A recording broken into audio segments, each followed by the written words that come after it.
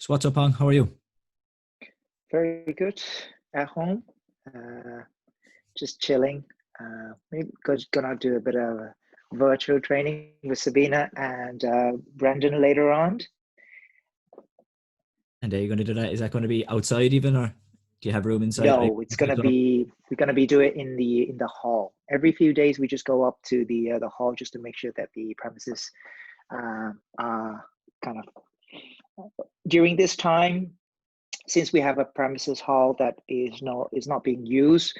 We're just because we had it since January. Every now and then we just go there just to add new things to it. So at least when the whole pandemic is over, our students will be able to come back to maybe new features and new training tools in there. Just trying to upgrade it instead of just sitting at home doing kind of nothing. So during this time, maybe just try to upgrade their facilities a little bit more together with our business partner who is in the aqua gymnastics. So together with us, we're just trying to upgrade the facilities and using this free time just to make the place better place so that our neo athletes will be able to use it when this whole thing come back. Yeah. Yeah. How was how was the gym going? How was the hall going after you? Because like you said, you only just moved in full time in January. Was it going well? Yeah, we have been very fortunate because the person that we dealt with, um, we were able to negotiate with them to just freeze the rent for April. I think unfortunately for March, for example, it's a compromise thing where we've already paid up front already, but the pandemic was I think we did 2 weeks, and then after that, myself and Sabina, we decided that for we wanted to participate with what the nation and the global people are doing regarding this social distancing and it's for the safety of our students. So we decided just to put it on pause.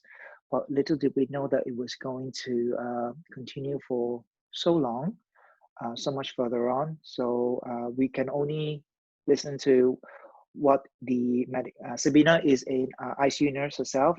So her details on how the pandemic is rising in the healthcare facility. Obviously, her details, her information will be a lot more up to date. And with that going on, so we will make a judgment call between the two of us, whether when we can start back, and also with the government guidelines.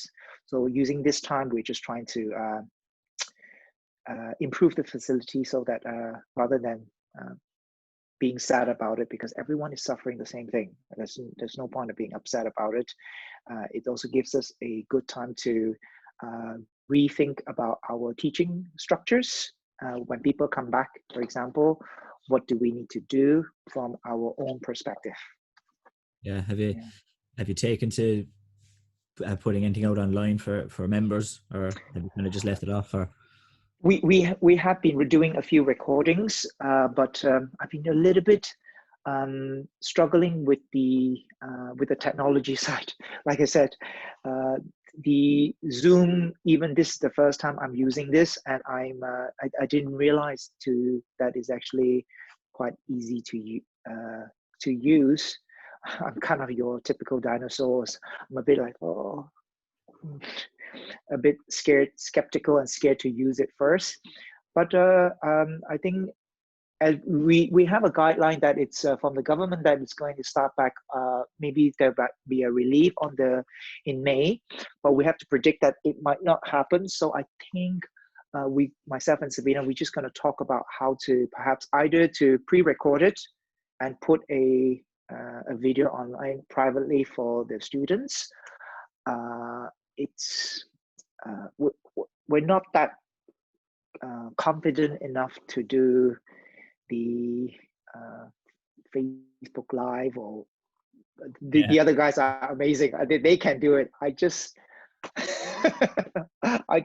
maybe I don't have the courage to do it, or maybe I'm just not quite there. Like if you ask me to give a seminar, I'm well able for it. and there could be 100 faces out there, but this is it's a whole new experience. I must admit I'm quite um, uh, it's nervous doing this. Yeah, it's hard when you're looking into a camera, I suppose, instead of could be 20, 30, 40 faces like could be at a seminar. It's Yeah, bigger. It's different looking into a camera. yeah. Like in a class or in a seminar, there is a bit of a small interaction, and there's a bit of small feedback straight away when people when things are not really correct. But in a virtual, sometimes you're in the mode. You pop the screen are so small and the people are so small. You probably don't even know if anyone is struggling with the techniques. But I think looking at some of the feedback from people on the because I was doing a bit of research, I think that it's better than nothing. So I think maybe we will look into it beginning of next week, so that we can have at least a video feedback, even if we kept it private for our students, so that they have something to do rather than nothing to do. I'm sure those proactive ones, they might be looking at other instructors that has already, I mean, the ITA as well as the global people has been doing a lot of Facebook Live and a lot of Instagram Live. I mean, good for them. I mean, they are, I'm delighted to see that, but I'm a much slower creature. Yeah, understandable. Like it kind of was just sprung on everybody. It wasn't something that we had time to prepare for, really. So, you know. So yeah, unfortunately, I mean, looking at, I mean, I would be upset, I suppose, seeing uh, how much things are put on pause, because just finishing off the competition, there is a teething stage as well, and a teething part of the teething stage is also to see um, the next generation coming up, and to see uh, who would be in the next international championship, and who is the next big force. Especially now that I've kind of come off it myself, so I love to see who is the next big power, if that makes sense. That keeps me excited, and seeing where the sport is going to go. Yeah, 100.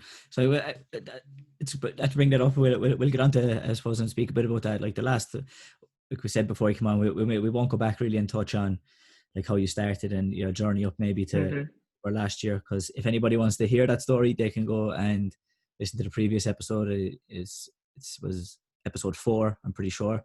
So I think we kind of like when you, like I said, when you were on last time, we were in the middle of training for the World Championships in Germany, and Yeah, we they were didn't, just talking about it, yeah, about coming back, and that, I must admit, that was very daunting. I remember because we talked about it, because when I did the year before, the 2018, coming back down the weight, there was obviously a lot of personal struggle in terms of trying to manage the weight.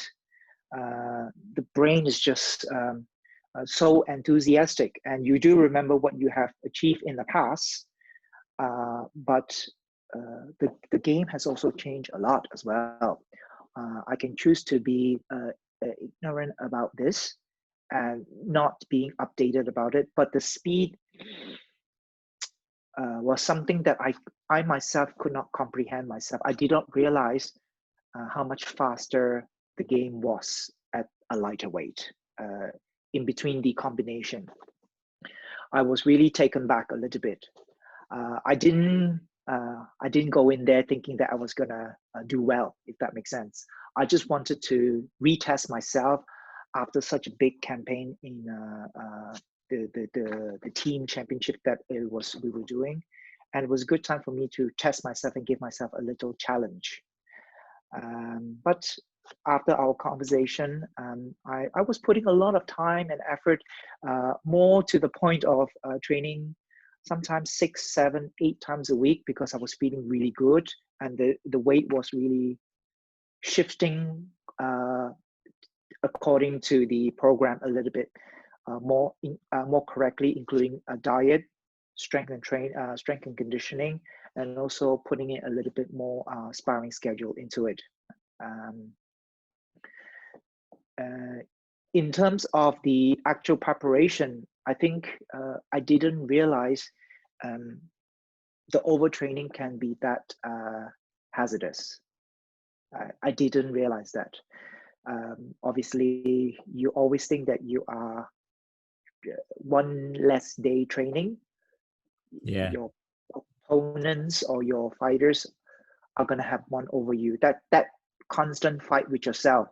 And I know Sabina has, and also my strength conditioning partners that I've been training with a lot, was telling me, "Where's your off day?" I said, "Yeah."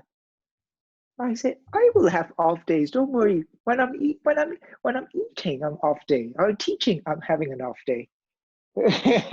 I was refused to listen to them. I just thought, I'm feeling great. 2 weeks, even right up to do it, I was like, I think I was only about a couple of kilos off my mark with 2 weeks to go. And I think this was the first time I actually didn't have to do any sauna. That was actually how on target I was. Feeling great, lifting good weights, doing multiple. I think also at that campaign as well, I was doing rounds after rounds in the squat training because we do a lot of rounds. And I feel like I didn't need a rest. And then something hit. Oh my God. I was so upset. Yeah. 2 weeks before, I never forget it. I was like, oh my God. I said, I can't believe this just happened. Felt I started with cough only. I thought maybe I'll just dose up a little bit, and then flu sets in, and then fever sets in, and then I was literally training only three times to 4 times a week, a little movement, nothing else. I mean, all the work has been put in already. The weight I got down there, I got down to my weight even before I went to the airport because I was obviously ill and not eating enough. Yeah. So it's a bad way to do. But my fitness was quite good, but unfortunately I gasped usually in the second round because there is no breath. So through the rounds, I did patterns as well. So I was fortunate enough to do, I always wanted to do pattern and sparring. The reason why I want to come back to it as well is I just felt there's 2 things. I wanted to prove to myself that I can do more than one discipline. I want to show that I'm more than just a fighter. I want to see if I can push myself to be also a good pattern person, and perhaps, hopefully, this time putting a bit more time in and see if I can actually get a good result on both events. I didn't plan on getting any medals. I just want to see how far I can push both together when you're contending like that. There was sickness going on here. I know that the breathing was gone, but I still got through a couple of rounds. So I'm delighted with that. The sparring wise, I think I was talking, I think I overheard your podcast with, I'm not sure who, but you were talking about the World Championship Germany hall. And it was a long walk. I cannot remember which podcast that was. I think it might have been. I think it might have been with Katrina. Oh, with Katrina, is it? There was some good in that ring because I was so ill. My Sabina and Jerry was my ring coach. Every time we finish a match, we will walk all the way back to the warm up area. Yeah. Slowing it down so that at least if they're going to call us back again, I have the time to recover my breath. and we had a lot of mix on every single round before we got back up, so that I was at least able to get some good tallies, because that was the tactic. There was no other way to do it. You have to win a little bit early, and Yeah. then because I would have been gassed because there's no breath. Uh, I can cry over spilled milk here to say I'm overtraining, or I look at the task, look at the fighters, and figure out how to win this based on my experience and based on the situation. You've been dealt with. You've been given a bad hand because you trained too hard and you went the wrong way. So don't cry about it. Just get on with it. It'll be the same as. Um, I'll talk about there's actually a problem with the foot. Yeah. I'll tell you later. But, but yeah, I suppose you can't adjust, or you can't change the situation you were in. It was just like you said, you just had to get stuck in and see what you could do with it. Did you feel that maybe because, like you said, you kind of had to win the fight early? Did you feel like you nearly treat the first round like a team sport, go as hard as you can, or go get most of the work done? No, it wasn't. It was more the fact that I just needed to, because the guy that was in there, they weren't really that experienced. So it's unnecessary. It depends. Sometimes with the game changing, that you need to hit first. The referee will see the score first. So you have to balance between being a very good speed fighter and also a counter fighter. Because counter fighter, unless you're so super fast, the referees tend to side in the favor of the attacker because they started the attack. So if you get hit and then you hit back strongly, it deems as emotion, and then you potentially will pick up a few warnings. So it depends how you want to see this. You can choose to look at it as a negative, that is not a fight anymore, or you can choose to be positive in the fact is that there was I'm not sure whose saying was this, to win a fight, you hit but not be hit. So Yeah. if you use this philosophy in this instance, in this new game, there shouldn't be, because a fighter is a fighter. The finals between the two Europeans, 8 years later, right, 7 years in between, was completely different. And had I not being, if I was being too proud and too egoistical, I don't think I could have even come close to even be where I was. I had to change a lot of my, not habits, but just the way the fight game has changed. Yeah. And you have to adapt. Yeah, like I think that's probably one of the biggest reasons, one of maybe your biggest achievements, but also maybe one of the biggest reasons you were able to go on for so long, was that you adapted your style, and you kind of adapted your style to maybe the other people as well, because other people's styles would have changed, so you had to change and adapt to fighting people with a different style. So that meant maybe changing your style as well.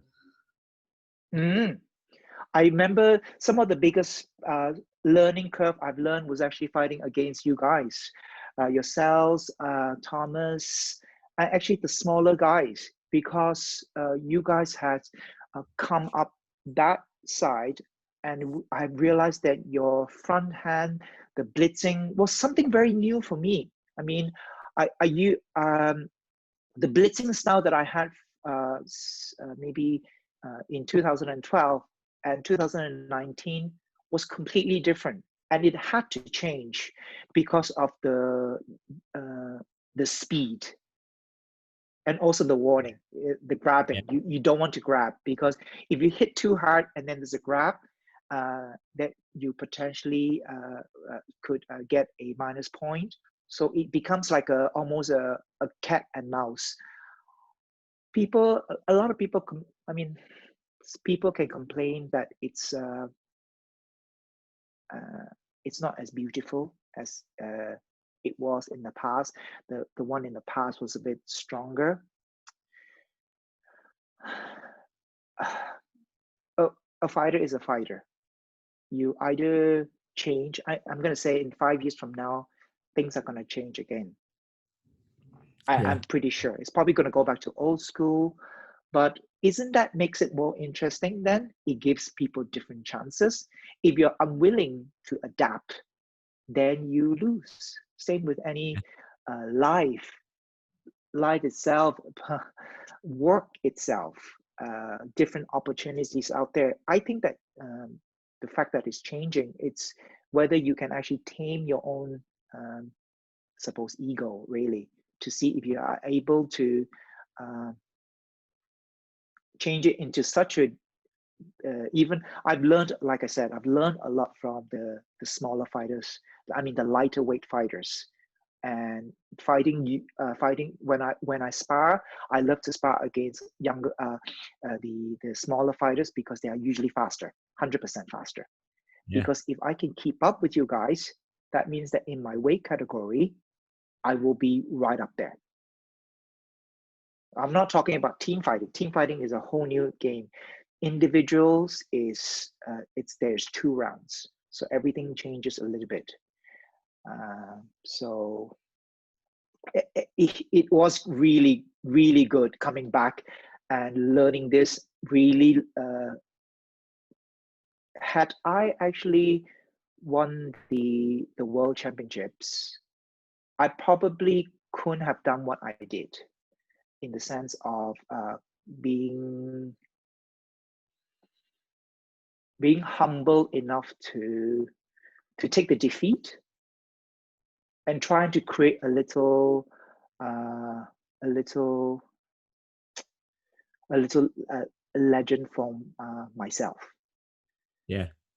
Of course, I would have loved to get the world title. Everybody wants that, Yeah. but the fact that you come back down, humble enough to create that without wanting, without uh, thinking that I'm definitely going to win this, makes it much more precious. Yeah, I think as well. Maybe do you think the loss going to be in Germany and kind of the way the last 2 weeks went kind of made you really reset? Like if you had won the worlds in Germany, you often maybe would have went right. The preparation was fine. I it all went okay. Got the plan because I won. But often like you learn more from a loss, and it really made you maybe evaluate I the prep. probably would be worried because the negative effect from this would that I would have think that that's the correct mindset, and then that would have made me become the wrong mindset of being an instructor and coach to my students as well, because they will go through the same journey. If I push them so hard, it might even cause a burnout. The fact that I went through this and learned that there was a mistake, um, and then go down another route to do the small fixture and went down the right route, uh, it made me realize that I'm not a Superman. Just because you think that the more you train, the better you get. No, training correctly, I actually have to be aware to actually have a day off or sometimes 2 day offs in the next campaign, learning to train more correctly, more efficiently. I didn't get down my weight so quickly because we were in the sauna Yeah. in the last few months, because I had to try and maintain my strength, but without losing my weight too fast, and then getting sick as a result. If I get sick after the championship, is not such a big deal, but it was the fact that I needed to give myself the maximum chances because the level are so high. Yeah, I've even found myself. There was a time where I was kind of feeling as it was getting closer, like the last couple of weeks, you start feeling like I'm coming down with a bit of a cold and stuff like that. And I kind of realized that maybe I need to dose up on the multivitamins and things like that. You need to become just more conscious of that happening. The kind of it does happen. Yeah, definitely. I've been fortunate enough that I'm quite structured. So even right now, even with everything that's going on, I make it like a religion, come on, to the fact that there is things that I need to do daily. in terms of supplementation, just so that, because I heard recently that they say that something about it attacks the uh, the Asian, the flu actually, the pandemic, the virus actually attacks us more. And I'm like, okay, I better dose up a bit more. Yeah. I have to weak gin. I was like, okay, thanks very much. Yeah. I think as well, you're just saying like about the changes in style, and that maybe it's not as tough and stuff like that. And I think it's kind of a shame. Like I know for myself, I think I would like to see maybe the style, like the contact and stuff like that, maybe go back a small bit to maybe what was allowed before, because I think it's nearly unfair to say that, you know, fighters aren't as tough today. I think like fighters are just as tough. It's just the rules don't allow it. I don't think changing letting the contact go would change who wins, because the bet, like you said, fighters fight and the best people win. Winners win. Um, I think the same people would win, but I think like that would maybe make for a better spectacle, a better watch for people if the contact was allowed go a bit more. And I think maybe it would get fighters a chance to show off some of their toughness. I think you're right in that instance. Now that coming off this, I've been fortunate to be part of the athletes committee of the ITF. I mean, some of the things that I would like to find out is perhaps there has, when a decision is made, there has to be a reason behind this changing of why is it. Maybe they felt that there is a scientific background behind it, or maybe there has to be a legitimate reason why they decided to change the rules, that the contact needs to be lighter, or perhaps if we can increase the contact, but then maybe put a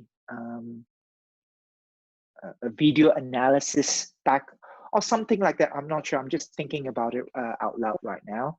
Um, I do believe that by increasing the contact, the game will change again. And I'm sure it could be in about 2 to 3 years from now, it could easily go back to that style again, because they could have uh, maybe the people in the ITF that is managing the rule change of this are satisfied that by going a little bit stronger contact, that whatever concern that they have uh, is not so worrying anymore, if that makes sense to you.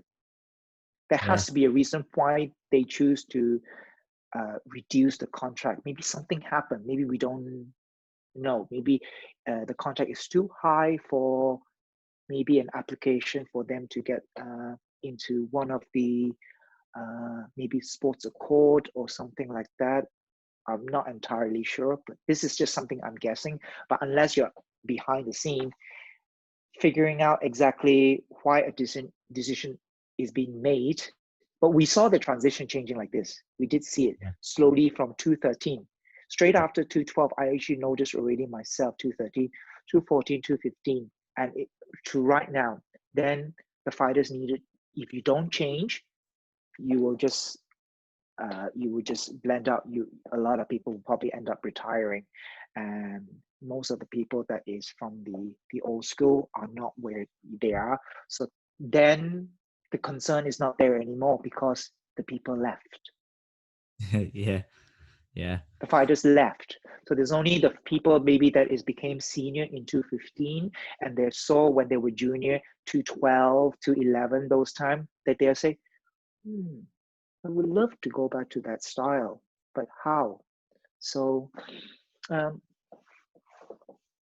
perhaps there's a good few committees that's going on right now. So I'll be interested to look into this more in the future with the team. I think there's a because of this lockdown, there's been a lot more communication on the group to create opportunities when things are open again.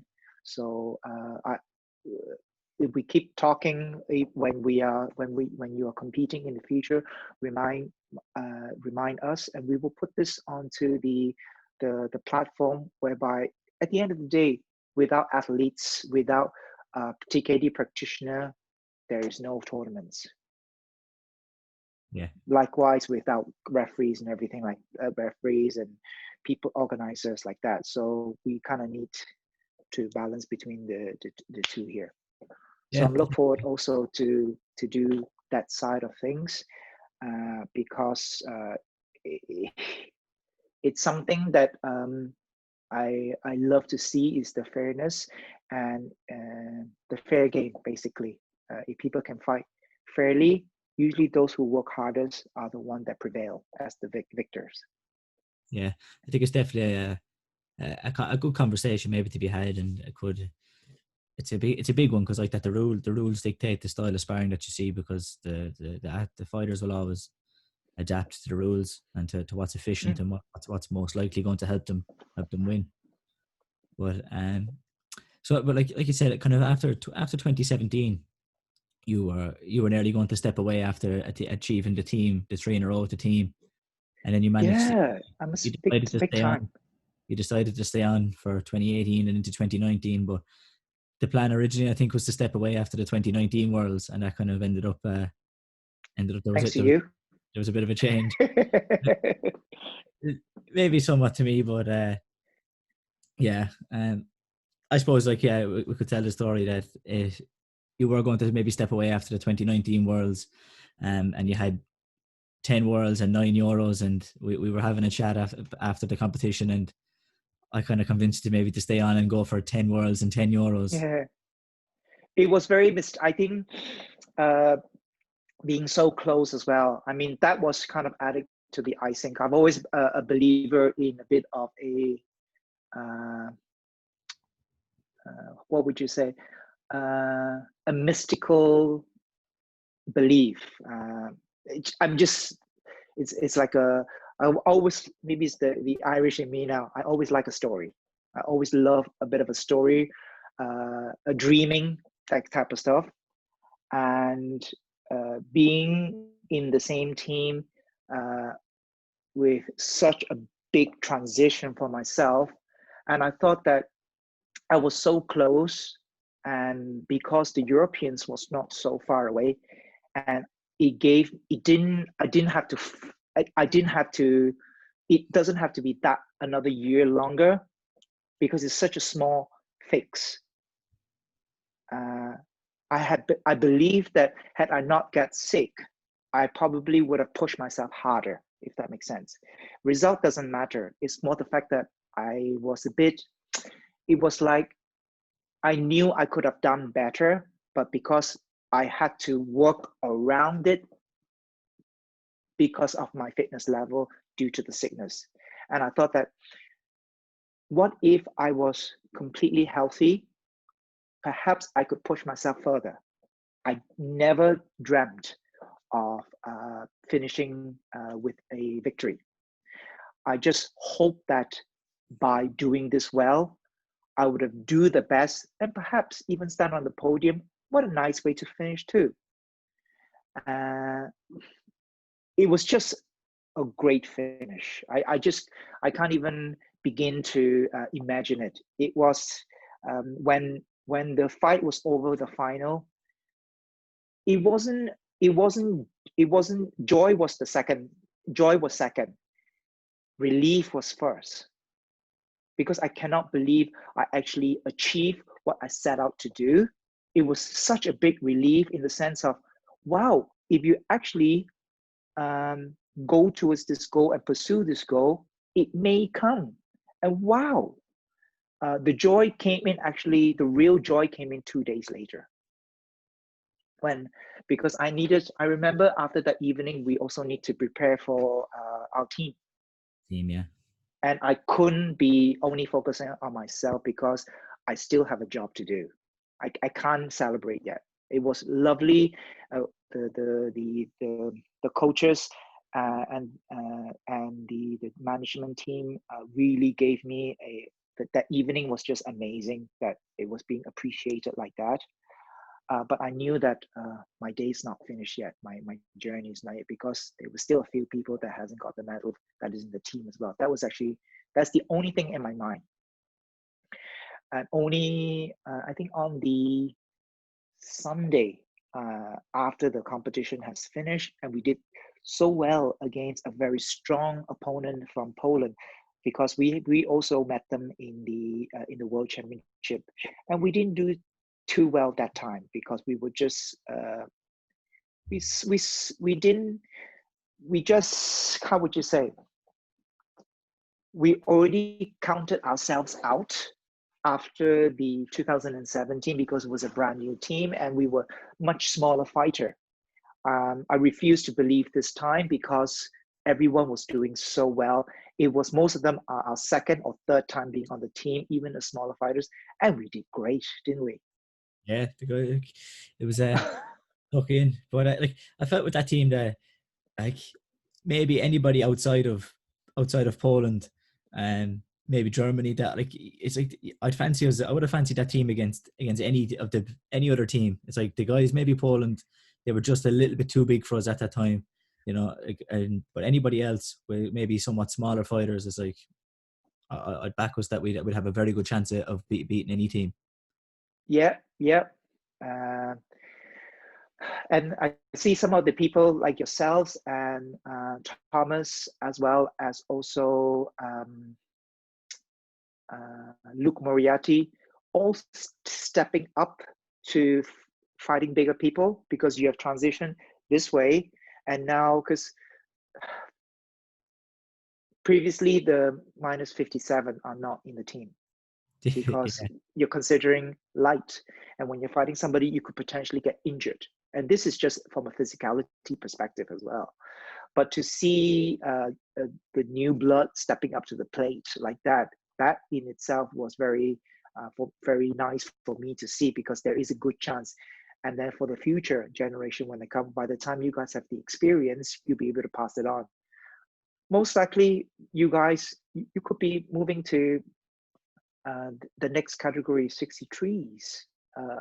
Once you have a very successful next year when the Europeans or the World Championship comes back, if you stand on the top podium, I'm pretty sure that you have achieved your dream and you probably move to the next stage because you're quite tall.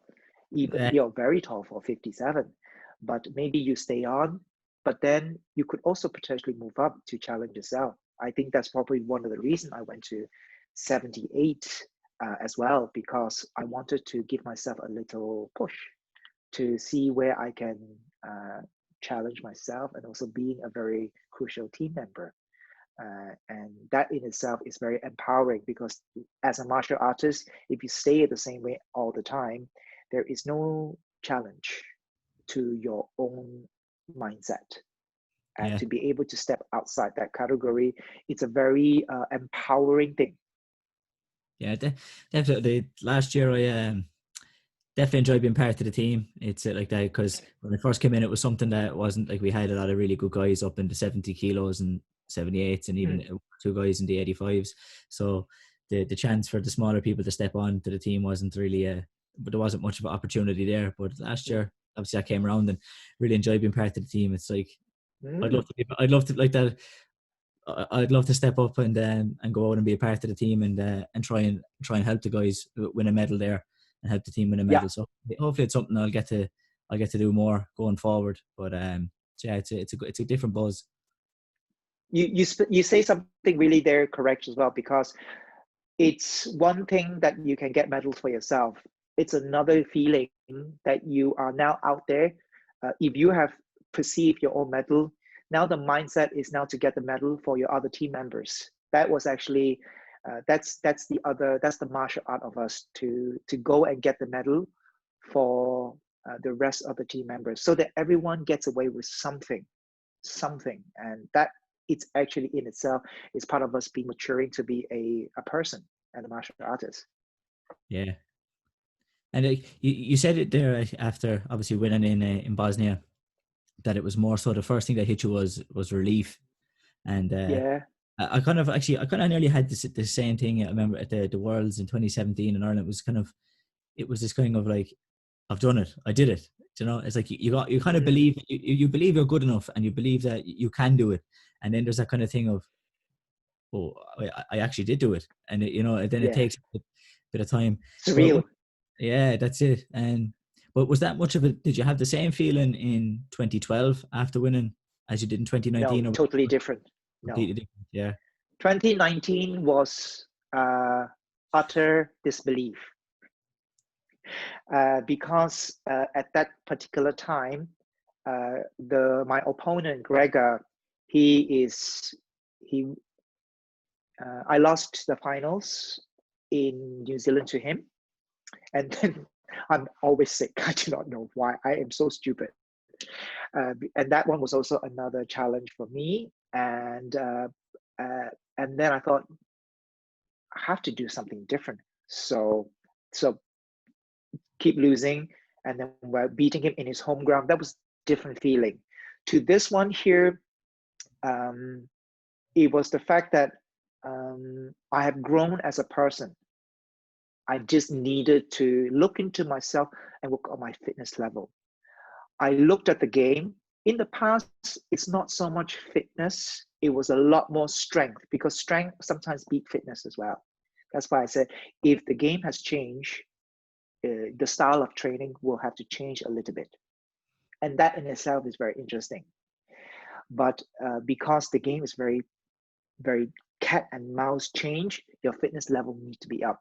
And when you're older also, because that time I was 32, this time I'm 39. It's a big difference. And then that's why I had to go outside. So I tend to learn to, you know, as a fighter yourself, you know how to find a way to find little moments in the ring during sparring to relax and not get so hyped up. So that's why I went out to do a bit more running, a bit more strength and conditioning, because we don't know how to learn to find moments to rest, if that makes sense. So I wanted to challenge myself in those areas so that when I'm in the ring, I am very fit, because this is what my body needs as I'm older. But for the younger fighters, maybe not so much. They need to improve their skills. So that's why I say it depends on the person.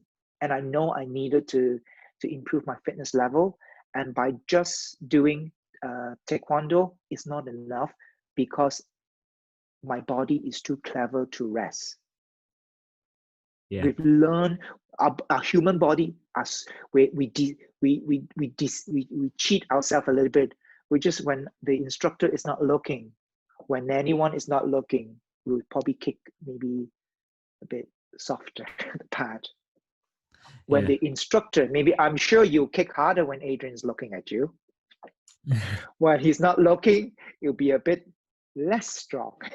It is normal, because we crave for the attention of our instructor. It's just normal human thing. So that's why I wanted to challenge myself in that instance. And when the victory came on that, the fight was very different.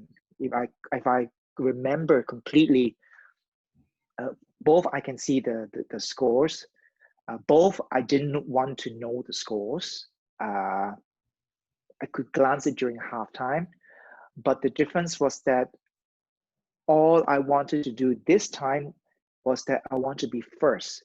And also I want the scores to be so high that even if I make a mistake, because I did make a couple of mistakes on the start of the second round, he still cannot beat my score.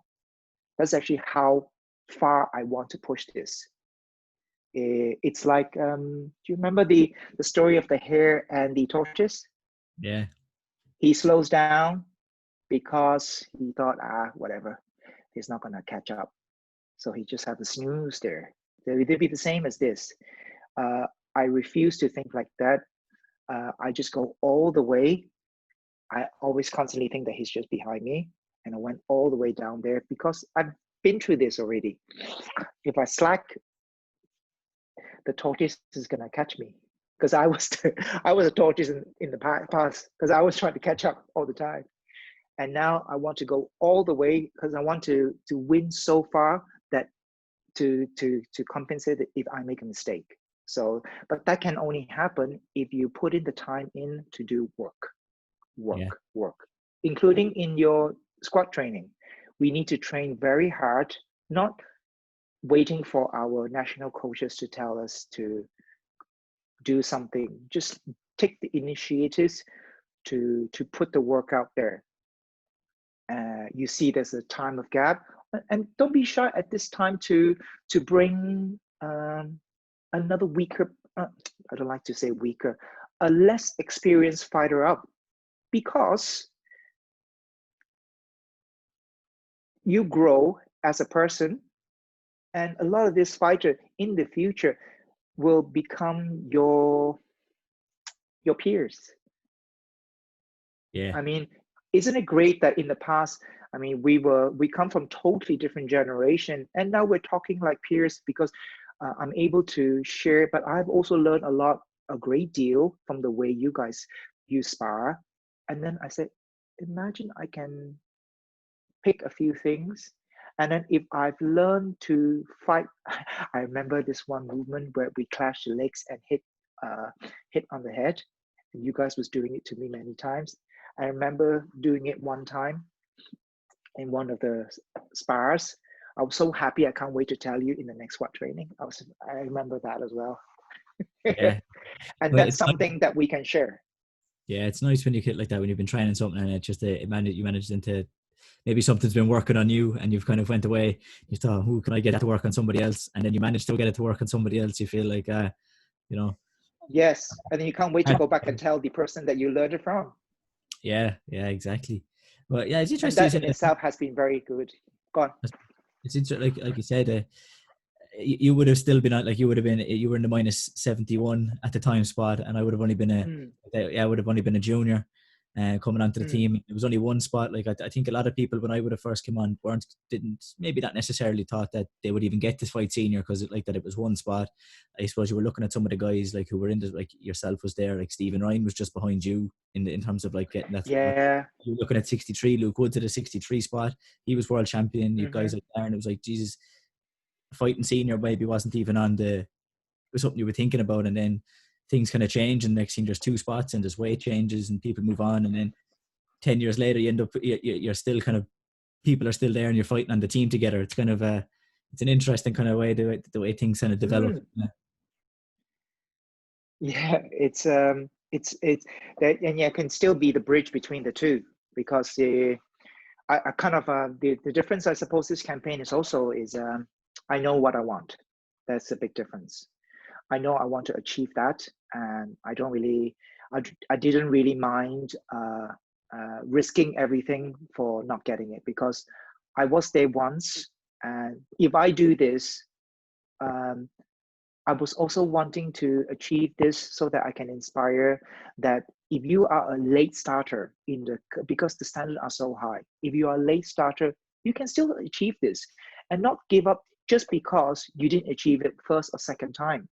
Because in the 10 World Championships, I only stand on the 10, only 2 of the podiums, and it's in the individual. Am I upset about it? No, because it is my journey.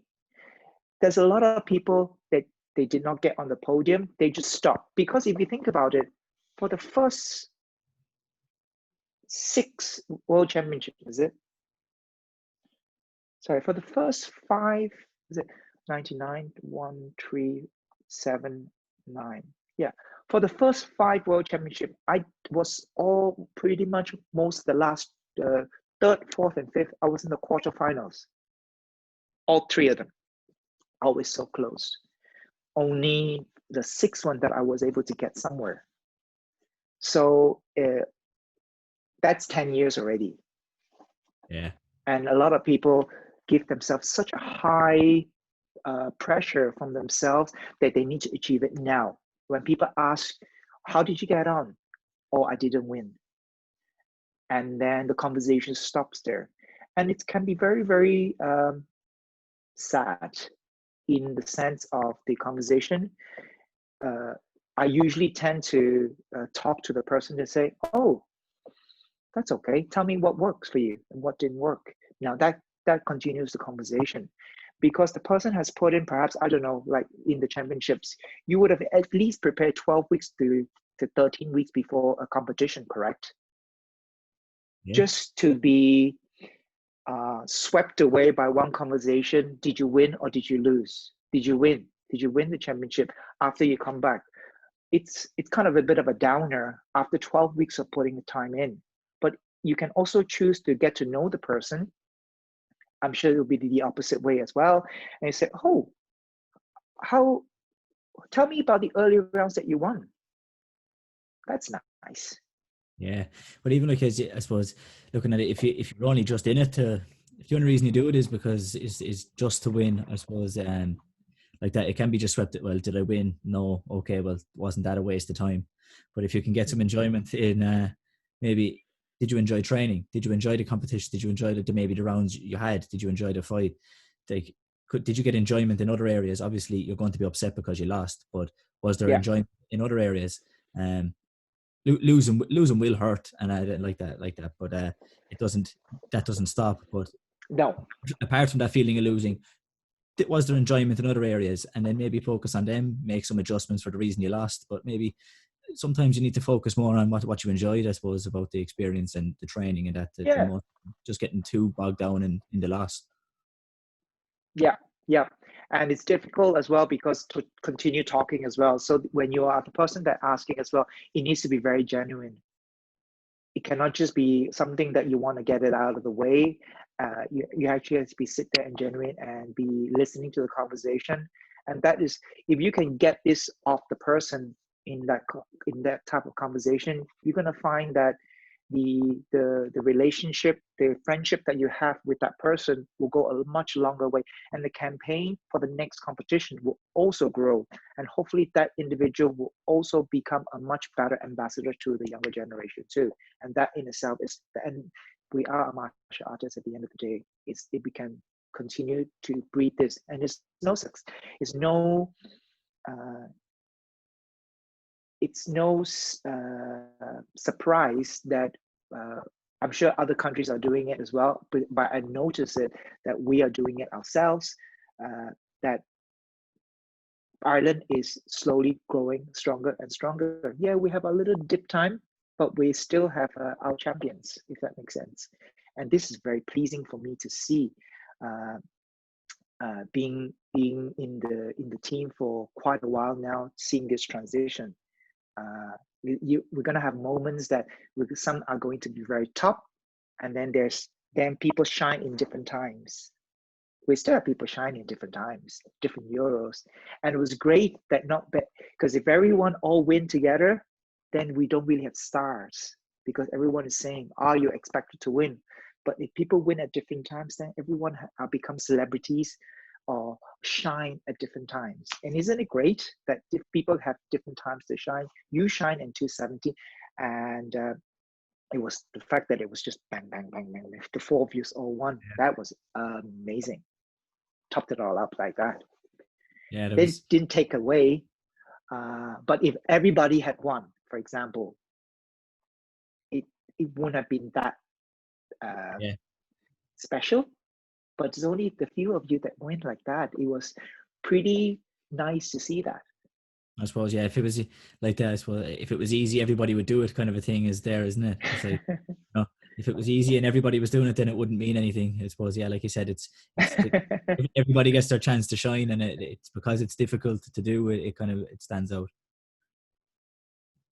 After after um after obviously winning in Bosnia, did you feel any? I know I was kind of, I was joking with you, like, oh, you have to stay on and defend it, and that was was, was there any kind of feeling that maybe you would stay on, or did you No, know straight not away at that? all. Zero. To, I knew I needed just to do the teams fighting, my mindset staying on for that. And after that, no, you when I the first time I knew it was when I went to the Irish Cup in November, sorry, and I was refereeing there, and I just enjoy the fight, and I don't even miss it. And that is actually how I knew I have I've done what I needed to do. I set out to go for that goal, and I could not believe that I got there. to finish on a high, I mean, there is not many people that can actually say that. Uh, I do I didn't want to finish on a injury or a loss. Actually, I did have an injury. I actually have a turf toe. So it was just it was just after the World Championships. The ligaments on my big toe was completely ruptured, split. So I didn't really want to tell people because I didn't really want to even tell anybody. I just needed to get a certificate that I can actually put my toe kind of can can survive through the tournament basically. Yeah. And it needed a big surgery, and I haven't got that done yet because it's hasn't really been impeding me. I have 5 years to get it done. So I found a way to not being upset about it and manage the injury. So it'd be the same as if I have any advice to anybody else. As you get older, the most important thing is to manage your injury. And once you manage your injury, your mind gets more experience. You are more and more experienced. And if you can manage the injury and your health and well-being, you are able to be up there matching with the fitter person. Yeah. And did you think, like you said, at the Irish Cup, you didn't feel like you missed it? But would you think if Euros had happened, or do you think when the next Europeans happen and you see the guys, maybe they're fighting, and you see the person who stands on the top of the podium, and do you think you're kind of thinking, oh, I wouldn't mind having a go? The funny thing is, not really anymore. No, I kind of Sabina had mentioned, oh, why don't you do pattern as well? Uh, I said, she said, never say never. I said, okay, never say never. I said, but from a fighting perspective, I think I've set out to achieve what I want to achieve. And what if you win another one? Does that change anything? If that's the most important thing, isn't it nice for a change now to let a new generation take over and just watch, and for me to also as a person to grow. I love to, my next goal is now, I love that my students get on the national team, and one day they will also have the opportunity to become European or world champion. That would be a goal of mine. And if I don't come off that, I'm afraid that I might not have enough energy to give them 100%. Like you said, it's mystical that I could finish like that. Uh, why ruin it? Yeah, I would agree with that as well. And if you go to another one, then it's not 10 and 10, it's 10 and 11. And for some reason, Yeah, that just that would doesn't be seem very confusing for me. good. You know, to 10 worlds, 10 Euros, finish with a gold medal. Like I think, yeah, like you said, it does have that as maybe storybook ending, which, you know, Yeah, not many people get is in any sport, really. yeah. I kind of knew it was time to college. I knew when to college, and when uh, if how would you say, if I had made up my mind and you had told me then when we had that chat, if I was swayed, that means I wasn't ready. Yeah. But after this, I was so ready because I cannot believe this. Because it was so, it was like you got to the top of the mountain, or you get over this, you're like, can't believe I actually achieved this. It's 6 months now. It's 6 months since the day. And I think recently there was a gentleman who put it up. I think TKD Techers put it up, and it was the first time I was actually to see the video with the scores on throughout the fight. So and that was the same feeling with how I approached that fight, but I just didn't look at the scores, because I think actually, if you're saying this, right, you know how you said that the contact level has changed. I think a lot of the time the contact level has changed too, because a lot of people are not engaging so much because they are giving themselves the space and the time to also look at the scoreboards. And see, That means the fight are not as engaging, if that yeah, makes sense to you. yeah. Interesting If because I was that only watching. distraction gone. Yeah, is it because I was only watching? It just happened to be yesterday. I was just flicking through YouTube and I turned on Kieran Ryan and Neil Ernest from the 2005 Worlds, and I was kind of thinking Yeah. like, how much would, if there was a scoreboard, maybe would the approaches that have changed?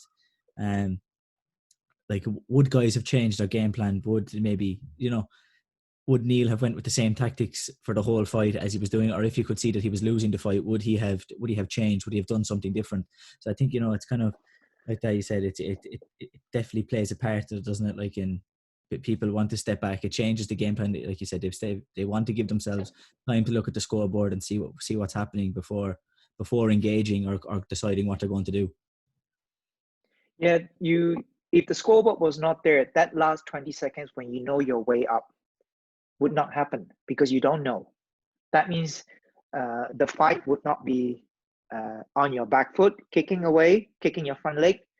It will be still on the front foot, trying to be so far ahead that you know you're winning. Because that last 20 seconds changes everything. Because of the score, if you know you're way ahead, you might as well just take the warnings and then flip it around. That could be the mentality for a few of the fights, about maybe 50 to 60 to 70% of the fight. Not everyone fights like that, but I would say the majority. If you already know that you're so ahead, why would you risk it? If that makes sense to you, it's the clever thing. But if you don't know the score, this will never happen. Which means then the engaging would change, the posture of the fighters would change. Um, yeah, so I'm not going to say whether the scoreboard is good or not.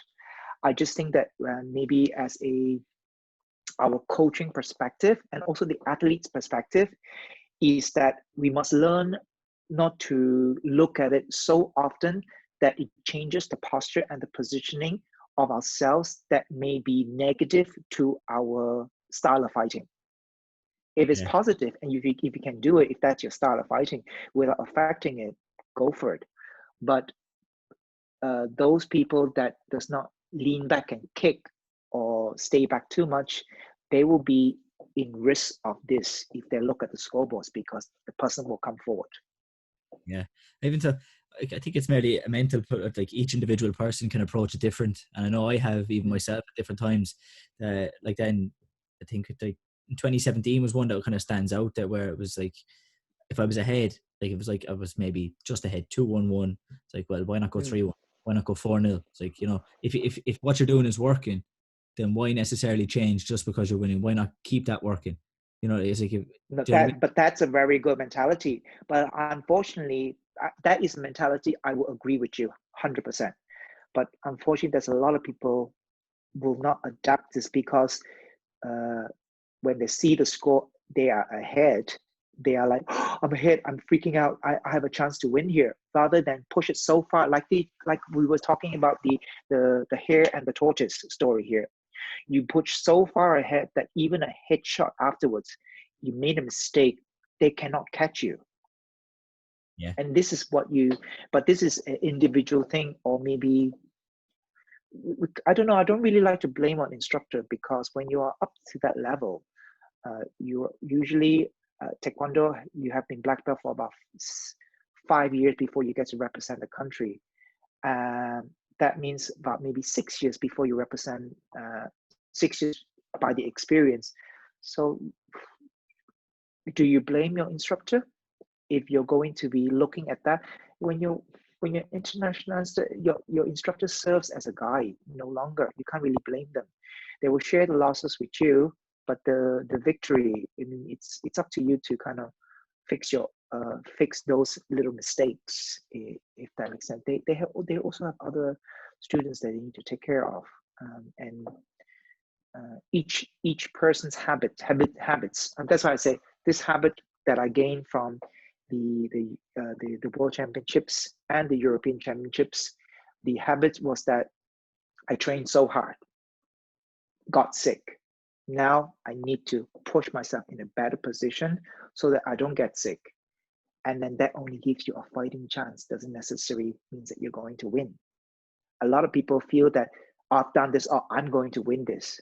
No, this is not the right mindset. You do it so well, and you have to do it because you love it. You get Yeah. up, you go to training. I now can't wait when this pandemic is over just to go and maybe do some sparring, do some patterns, lift some weights, go for I'll do some running, but still need to be the guidelines. You need to be participating in this, but I can't wait to get back to some sort of normality for myself, so that I can actually help the next generation to come up and actually get the same joy that he had gave me. Yeah. So would you think going forward that's one of the goals? Is it a goal to coach or to train a world champion? I love to we love to work together a plan with Sabina to improve our club. We have a full-time premises that I want to see how I can maybe do some development thing. We are in talks with some of the other instructors, Leinster instructors, and perhaps put a plan together to focus on the blue and the red belts, because they are the biggest drop off. I look at them because they are also our future. Yeah. Of course, I love to be able to help you guys achieve your championship titles, like yourselves, in those little specific. But we are also surrounded by our coaches, our national coaches. All of them are so capable. That's why we got our result. So there is quite a lot of plate that is happening at the moment, but mostly there is a big gap that I know that I can offer is the younger, the blue to red belt. I love to focus on that if I can, and still spend a bit more time with the senior, because then I can upkeep myself. The day I stop fighting is also the day I forget how the levels of you guys have moved away as well. So I want to be able to still maybe do some rounds with you guys, so that I can upkeep with the speed, so that I can what do you call that, bottom feed them upwards, because otherwise it'll be a fake reality if I stop completely the elite level and go from here and then give a fake impression you guys have continued to move, and I thought that the level is here, but you guys have moved past this already. So it will be very, very selfish of me to not engage with both sides, to know how far to push them to you guys, because it'd be very ignorant of me to think that you guys are staying stagnant, which I don't think so. Yeah, I get you. I get you 100%. Yeah, to see the you need to see the development, see the changes that are happening. Like the way you saw the changes as a competitor, that's going to still continue to happen. And then you need to be able to relay that then to the competitors, or the younger people, the people behind that. You need to bring up that level. Yeah. But kind of before we nearly finish up, if you Yep. had to pick a favorite fighter, who would you pick? I don't necessarily. It could be taekwondo, it could be kickboxing, it could be MMA, it could be boxing. If you had to pick a favorite fighter, who would you pick? Probably the reason why I picked this fighter was actually, I think for some reason, um, he was kind of forgotten a little bit, but I remember he was the first fighter that I seen when I was first starting my first campaign, and he was around for a little while. It was actually the guy from Brazil. Is it David Kerr? David Kerr, yeah. Yeah, he went through different moments of time and changing. And I remember being, I we he spoke in very, very intensively after a few campaigns later. There's no social media then, by the way, back then. So there's no way of communicating only a couple of years later in a World Championships. And I remember talking to him, and he said that there is not much organization in because Brazil is very big, and he's lived in a very small town, and he trains by himself a lot, and he tries to use imaginary tools. And when I seen something like this, I really had no excuse. He probably was one of the things that I think that anything can really be done. And the speed was incredible even by back then. Maybe people are much faster now, but I do remember at that time. And then I think that only recently, because I do not know how many individual titles, but recently I think he has 4 individual world Yeah, titles. I was going to say, yeah, I was talking to, like, I would have been the same as you said. Many people have forgotten who he is, and to me, it wasn't somebody I would have really thought of. Like I would just. It sounds bad. I would have known him as the guy from Brazil, like you said. They don't bring a big team. I knew he was from Brazil. I knew maybe he had some success previously. It was only I was talking to Mark like that. He had up Mark Trotter had up on Instagram, and I was talking to that. I talked to him a little bit and messaged him a bit, and he said, "Yeah, he's four world titles, and I think nobody else has four. No individual senior male has 4 world titles, so that would make him the most successful senior male sparrer in ITF Taekwondo." So, And he and did it all by himself mostly, which is even more impressive, if that makes sense to you. yeah, And he did it back in the days where not there's not much able to exchange. We can't exchange yeah, like what now. So there's no excuse these days because we can travel so easily and we can get information so easily. Right? The only thing that limiting is our own imaginations and our own intuition. I mean, it is that's not to be. Unfortunately, I don't really have. I'm kind of a little bit. If I watch, I do watch the fights, the boxing fights. I do enjoy it, but I never really got into knowing them like on a personal, like the when I hear your podcast, you know them by the names and the fight rounds. I'll be like, how come I don't remember that? I yeah. just I don't. I have a big passion for it, so I think that's why. Yeah, amazing. But like that, yeah, I think David Kerr is a great pick. Like you said, often is forgotten by a lot of the younger people coming through. There's quite a good lot of videos of him on YouTube that I have watched the last few days, and he was definitely a beast in his time. So maybe people could go back and watch some of that, Mm. and like that, you can see the most successful senior male spar that we've had in the sport. Yeah, I mean there are loads of other great, fighters. I But, yeah. mean the likes of the Korean guy, the Huang Su Il. Uh, there is another guy that fought Barada in the final. That was a great fight. I did enjoy that fight. They did 3 rounds. Uh, I saw some of your previous. You're gonna ask which is the fights I remember the most. Is that correct? Uh, I can do, yeah. If you had to pick a favorite fight, what would you pick?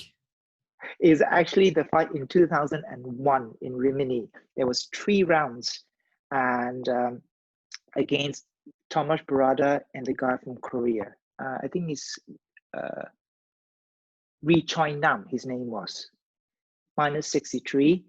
And the guy from Korea was spectacular performer. So difference between one was the front leg kicker and the other one was a back leg kicker and all sorts. He can do multiple, really a show of spectacular. Had it been 2 rounds, Ri Choi Nam would have won.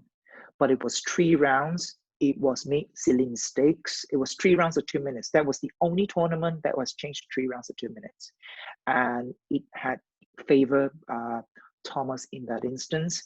I think I was also very young then as well. So to me, that spectacle, it probably sealed in my mind to see that there's many ways to skin a cat.